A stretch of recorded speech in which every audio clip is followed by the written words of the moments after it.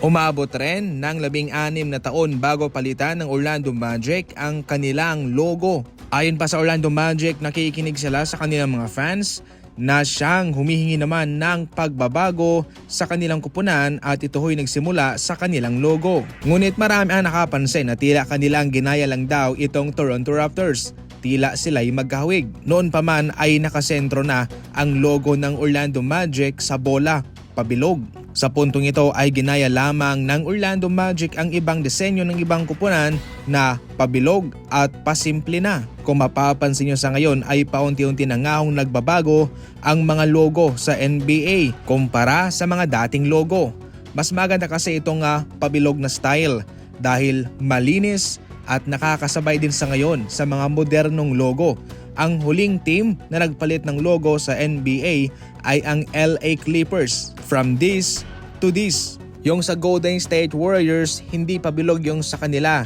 Pero kung tatanggalin yung pangalang Golden State Warriors, ay mananatili yung kanilang logo dyan na siyang nakasentro sa Golden Gate Bridge. Kung mapapansin nyo, ganun din po ang usapan patungkol sa All-Star logo na sa ngayon nga kumpara sa mga dating disenyo ay nagiging simple, magaan at malinis tingnan.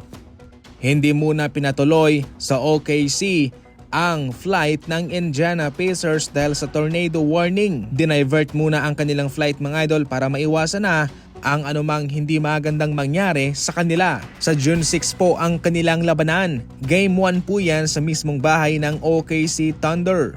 Pwede kang pumili especially ngayon NBA Finals na.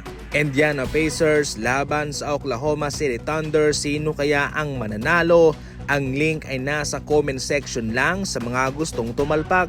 Gamitin ang promo code na nasa comment section lang din. Sa mga first timer, malaking bonus ang naghihintay sa inyo.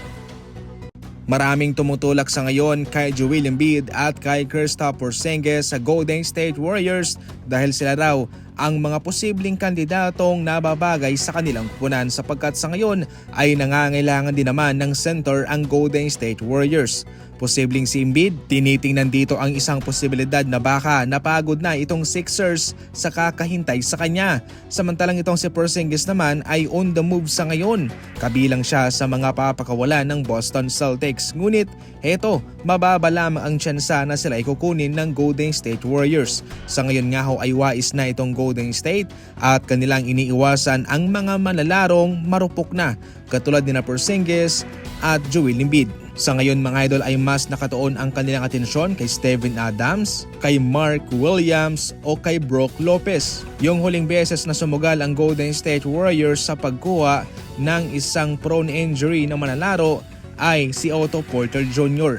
Ngunit sila'y ginakpat naman dahil all throughout sa buong season ay mga minor injury lamang ang natamo nitong si Otto Porter Jr.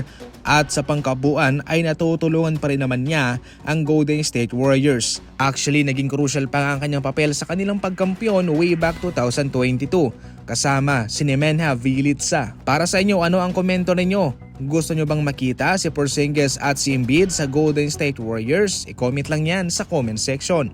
Para sa mga fast break balita, tumutok lang palagi and as always, thank you for watching.